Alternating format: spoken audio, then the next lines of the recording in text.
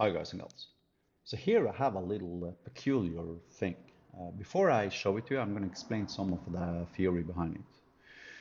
So if any lambda object can be transformed into a string and vice versa, and the Hyperlambda execution engine semantically understands Hyperlambda and can traverse it using metadata constructs, then we're actually in a position where two different Hyperlambda clients can semantically communicate with each other, passing logic to each other back and forth, while at the same time doing so in a secure context. Now, at this point, you probably realize that this is obviously Hyperlambda, right? So here I have a strings.concat, concatenating three strings. Then I'm unwrapping this particular node, which basically is the result of my strings.concat invocation.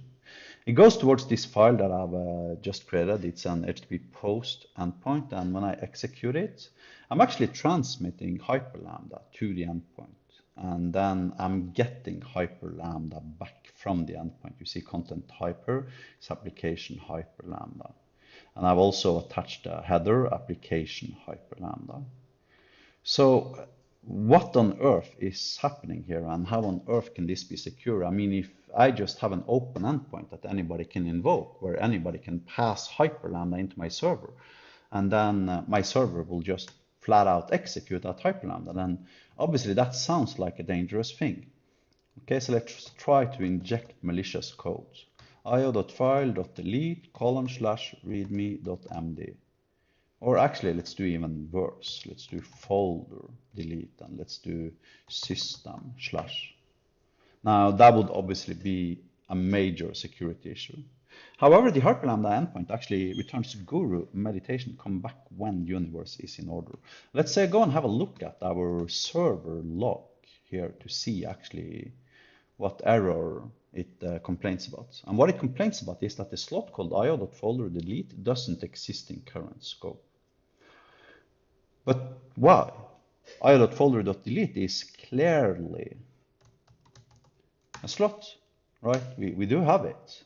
So why doesn't it exist in current scope? Well, actually, I need to show you the HTTP endpoint in order to make you understand that. You see, I'm not flat out executing any Hyperlambda I'm given. I'm actually passing it into a whitelist invocation. Whitelist is kind of like the eval keyword, except for one crucial difference. I can attach a vocabulary to my whitelist eval invocation. And then that vocabulary becomes a subset of my server's current vocabulary, which are the only slots that are whitelisted, that whatever Lambda object I end up with down here is legally allowed to invoke. If there's any other slot besides the slots I am listing here in the Hyperlambda code, I will get that same error that I got when I invoked io.folder.delete. So let's look at this endpoint, and this endpoint is going to be available for you in modules, tutorials, 06 file here in the associated article. So first of all, we're declaring one argument, body. If you look here, this is my body, right? It's a raw HTTP request passing in a raw body as application Hyperlambda, right? So there's no JSON here, it's just a raw body request. Then it tells the caller that it accepts application Hyperlambda. This has consequences for how the endpoint is resolving its content. If you have application JSON, then everything is immediately parsed as JSON, and then it's transformed into a Lambda object, etc., all that beautiful stuff. However, when you have anything but JSON content in the accept thing, and of course JSON is the default accept. So if you remove this one, it's going to believe that it's JSON. And in fact, you can see this if you click F5. We can't invoke the endpoint, but you can see that it consumes application Hyperlambda. It produces application Hyperlambda. The way it figures that out semantically is that it checks the .accept metadata node in the endpoint's code, and then it checks to see if the endpoint contains a response.headers.set with a content type, which point this becomes the produces part further down here, right? So this is what the endpoint produces, and this is what it accepts. And of course, the endpoint resolver is intelligently capable of actually figuring this out by itself. So hence it sees the body argument being anything, and anything for this particular endpoint basically implies a stream. So when I'm executing my Hyperlambda endpoint, I'm getting my Hyperlambda as a stream. So I need to use io.stream.read to actually read from that stream, at which point I end up with the value of io.stream.read being Hyperlambda. And then I can reference that Hyperlambda using this expression, invoking hyper2lambda. Then I'm adding all the nodes resulting from the invocation to hyper2lambda into plus whitelist, all of its children. Okay, that's vocabulary and dot lambda. And then I'm doing a name iterator here, filtering away everything but lambda. So basically my hyperlambda ends up down here. Here's where the hyperlambda ends up before it invokes whitelist. So when I'm invoking whitelist, I have a bunch of hyperlambda down here that I'm, or lambda that I'm actually executing. Then I am transforming that lambda into a hyperlambda, resulting in text, as we've seen previously, and then I'm returning that text to the caller. All in all, I have a secure way to actually allow for clients to transmit Hyperlambda to my endpoint, having my server securely execute the Hyperlambda. Now, even though this obviously is a feature you would probably not very often need, this is actually a core foundation feature in Magic. If you open up management here and you open up cryptography keys, then you see that anybody can import their public key here as they see fit. And even if I copy the URL for this cloudlet, I paste it in here, then people can even import their own public keys without even logging in, right? And here you see the server key for this particular cloudlet server. If I collapse this guy and I just have a public key here and I just paste it in and I give my name and my email address and my domain, then the server is going to import that public key into the Magic database, at which point I'm going to get a record, an additional record here. Now, what's cool about that is that these cryptography keys have a bunch of slots associated with them. And this is basically the vocabulary lambda object for a whitelist invocation. That is literally exactly what it is. So if I have another server somewhere that has a public and private key pair, and I import the public key into this server, then the other server can cryptographically sign a Hyperlambda piece of thing, transmit it to this server, and then this server will automatically execute that Hyperlambda using these slots as its whitelist invocation vocabulary. And in fact, you can even try that if you go to MISC and you open up the evaluator. There's an example script here. You should go through every single example script here for the record and have a look at them, because there's a lot of like really nice ideas in this load button.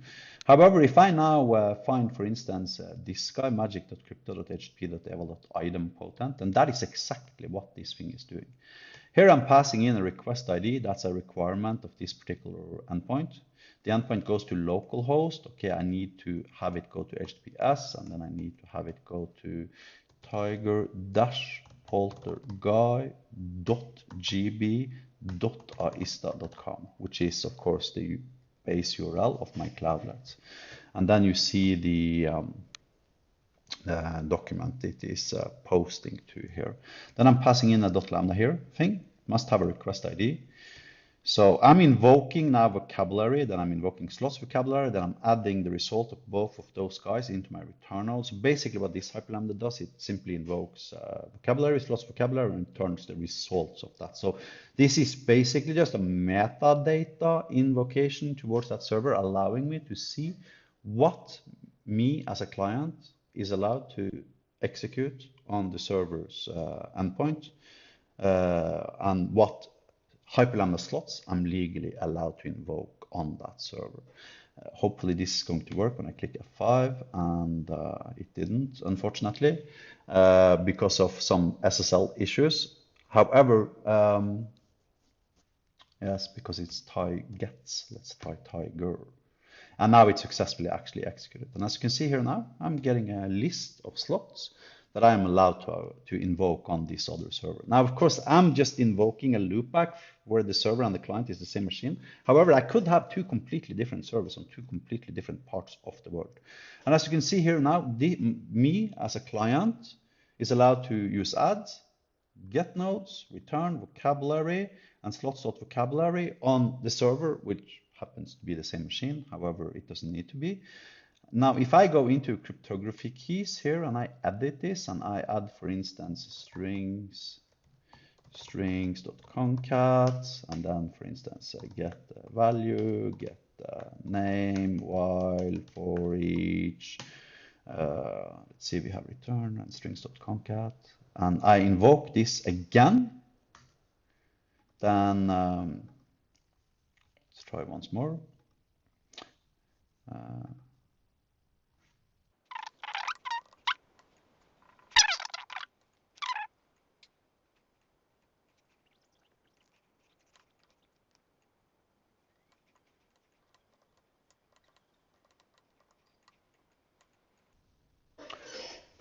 Sorry about that. The key had become disabled.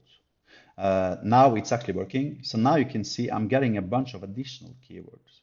So now I can invoke Hyperlambda slots such as for each and strings.concat and all that stuff. So now we can actually reproduce what we did previously, strings.concat dot hello dot colon space dot colon world, and let's then return colon x colon minus and execute the code, and as you can see now we're getting hello world back. So, and this entire infrastructure is just there for free if you wish, allowing you to immediately just start using it. And yet again, the Hyperlambda is actually cryptographically signed using my private cryptography key. Then the Hyperlambda is transmitted as bytes to the server. The server verifies the cryptographic signature of that request, then finds the fingerprint of the cryptography key that was used to sign this particular request, verifies that it haven't been tampered with. Then it uses the fingerprint that you can see here to do a lookup and find the vocabulary. So every single private cryptography key can have different sets of verbs that they are legally allowed to invoke on your particular server. And as a final little kicker, so I've invoked this guy now several times. If I now look on my receipts here, you will actually see every single invocation. This was the first one. Actually, this was the last one. This was the first one where I was just requesting the vocabulary. This was the second one when I actually started having success after all those failures, because if it fails, it just immediately aborts the entirety of the request. And this was the third one when I did the strings.concat part. So anyways, that was it for this video.